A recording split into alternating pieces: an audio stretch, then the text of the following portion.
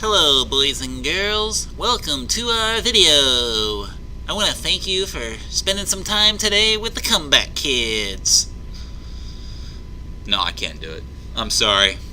This first, welcome to Clashing with the Comeback Kids. Over the weekend, I saw a hilarious YouTube video talking about Clashing with the Comeback Kids. We're so mainstream that apparently we're being mentioned on YouTube videos. And there was some reference to the introduction of our videos, but I'm just not ready to change it. And so, yeah, the one I just tried was a little creepy, so we're not going with that. I'm going with that one. But I do want to give a big shout out to Danny D8 and J Card for the hilarious antics demonstrated in the YouTube video.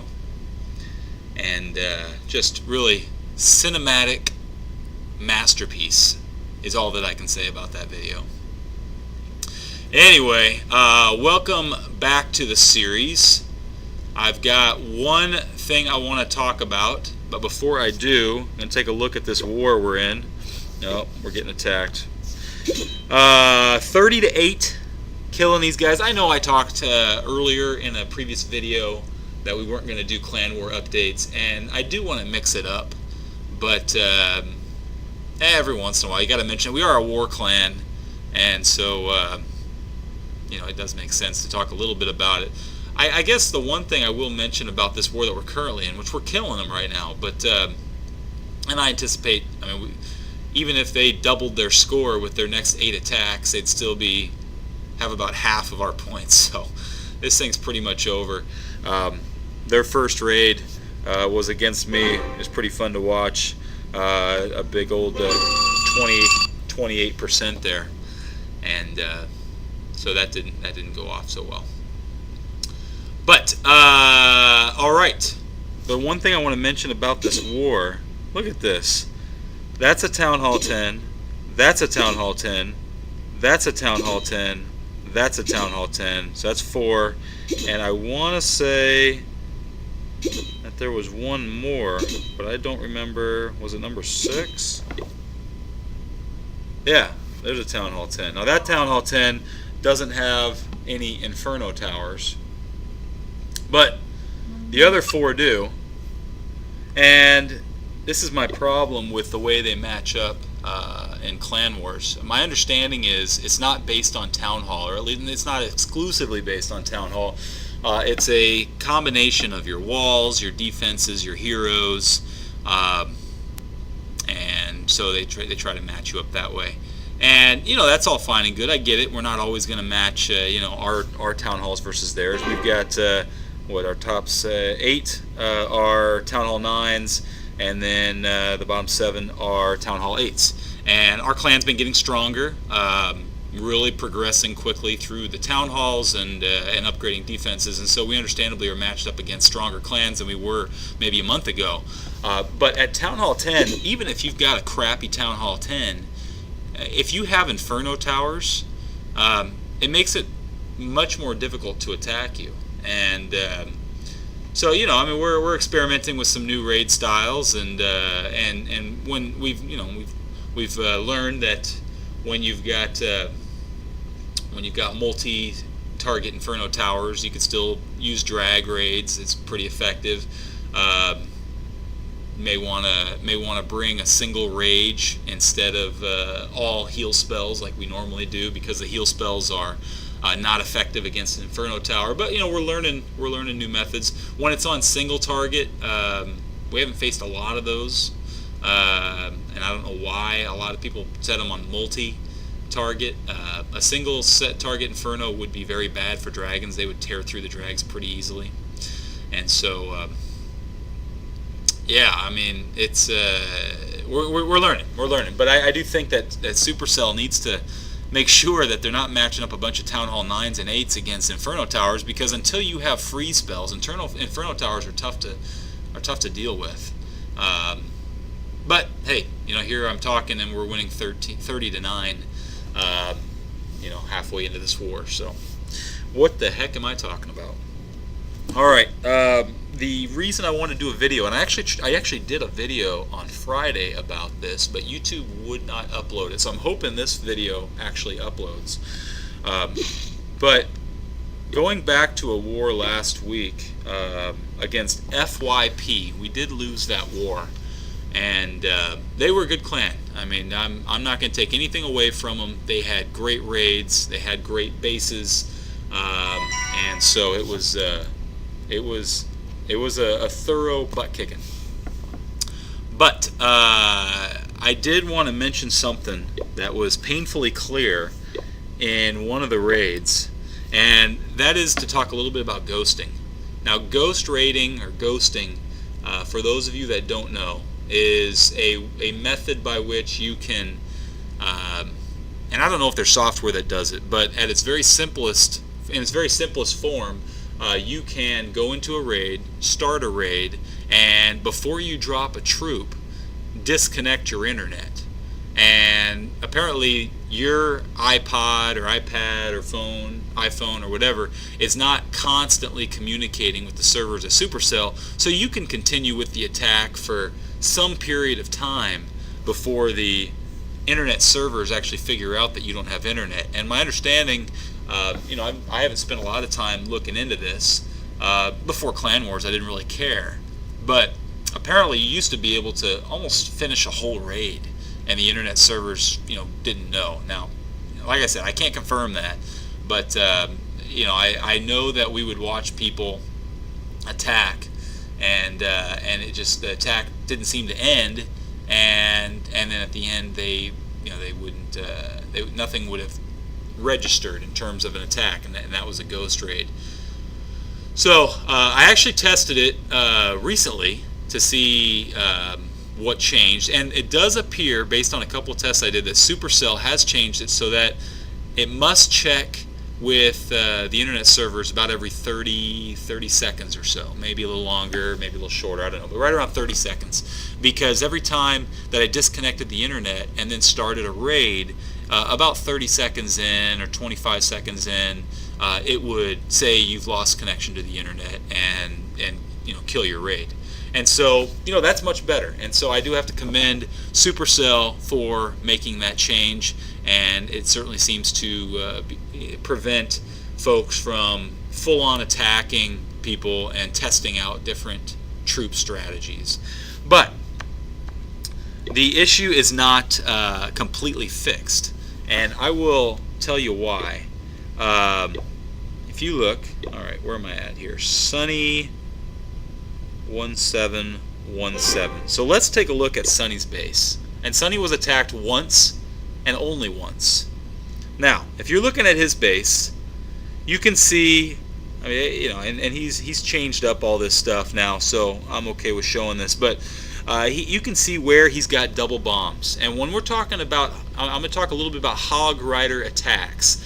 The biggest thing in the last update to stop Hog Rider attacks was that double bombs now do time and a half damage against Hog Riders. And so even the top level Hog Riders, level 5, if you've got 2 giant bombs that go off on those hogs, even if they're in a heal spell, they will die instantly. And so that's the greatest defense. And of course the heroes not being able to be lured out is also a great defense. But those double bombs will kill you immediately. And so if you're going to hog raid a base, you have got to know that there's no double bombs out there, or eventually you could run right into those double bombs and it will be the end of your raid. So that's why, hog raids have really diminished, or people have started using Hog Riders with other support troops. I've seen Hog Rider Dragon. I've seen Hog Rider with the Go Wipe or Go Wee Wee strategy just to clear out some of the defenses. So, there's some different ways people have been using it, and I think that's probably what Supercell wants. They want the Hog Riders to be used for a purpose, not load up on 35 Hog Riders and go take down a base. So if you're looking at Sunny 1717's base, you can see that there are several spots where you could have double bombs. There's a spot right next to there, and that would be a pretty logical spot in between the Archer Tower and really in between the Archer Tower and that Wizard Tower. So when the hogs go from that archer tower and travel over to that wizard tower, they would run over those double bombs. So that could be one spot. You can see that in between here, there's areas for double bombs. You can see that obviously there's areas for double bombs there. There's spaces for double bombs in between here. There are spaces for double bombs in between here. And obviously spaces there. And anyway, so going around, there's a number of spaces where there could be double bombs. There also could be double bombs right there next to that Tesla. It's got a Tesla and a Seeking Air Mine, but that could absolutely be a double bomb. So, if you're attacking this base, Hog Riders is probably a risky move because there's so many potential options where those double bombs could be that you can't test all of them with Hog Riders. But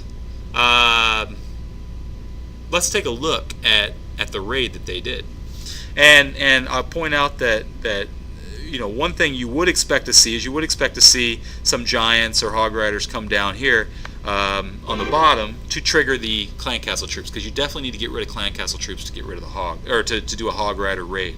And so you'd expect to see some Hog Riders or Giants get inside that circle down here, draw out those Clan Castle troops. But let's see how else they attack them.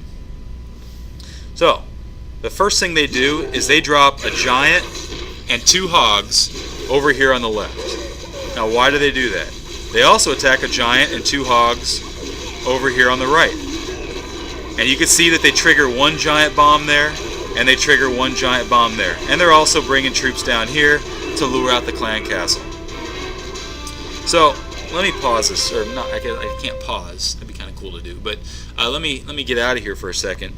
And so amazingly, this guy, and I can't pronounce his name, but he did drop the Giants down on the bottom to lure out the Clan Castle, but he picked the 2 exactly correct compartments to go and trigger the Giant bombs.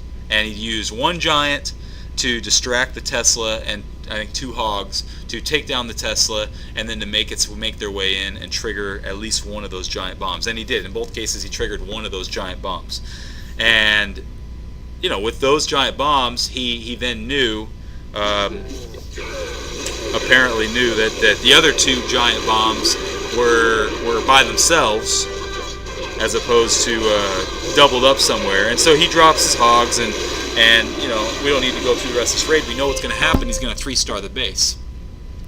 So what I believe he did is, I believe he used that first 30 seconds where you can ghost raid, and I believe he tested out the various compartments, and he figured out where, if you can ghost raid, it doesn't cost you any troops because the raid literally doesn't count. So you go dropping 20 Hogs here in that compartment, eventually you're going to find those double bombs. You go dropping 20 Hogs in this compartment, you're going to find out there's no double bombs because they're going to take out those 2 defenses, and you won't see bombs. You go in this compartment, you're going to find double bombs. At that point, you know that you found all 4 double bombs and you're good to go on a Hog raid. And so I believe that ghosting in that way, where you don't need a lot of time to do some experiments, is still occurring. And I think that I think it's impossible to think that this guy is just the luckiest son of a gun alive, that he perfectly guessed the 2 compartments where the double bombs were. I think the more realistic possibility is that he's a cheating son of a gun, and he decided to go use that ghosting option to go find those double bombs. So I don't understand why Supercell hasn't changed it so that when you hit a base to attack, it asks you if you are sure you want to attack, and once you say yes, the attack goes whether you drop a troop or not. I don't understand why that's not the case. I mean, when you look at it, we're in a current war. If I go on this guy and hit attack, it asks me to confirm the attack. Now it's asking me because somebody has already gotten 1 star, and do I really want to try for a better score? I mean, they're asking to confirm that. But why they can't do that if on every raid, confirm attack. Are you sure you want to attack? Once you hit OK, this attack will count. They don't do that, and I believe that we're still seeing clans who want to use that ghosting option, taking advantage of that. So anyway, I just wanted to update on that because I've talked about ghosting before, but it'd been a while, and I am impressed that Supercell has made it tougher, but they still have that option at the very beginning of a raid. So alright, well, that is it for today. Hope you enjoyed this video, and subscribe below if you want to find out about future videos.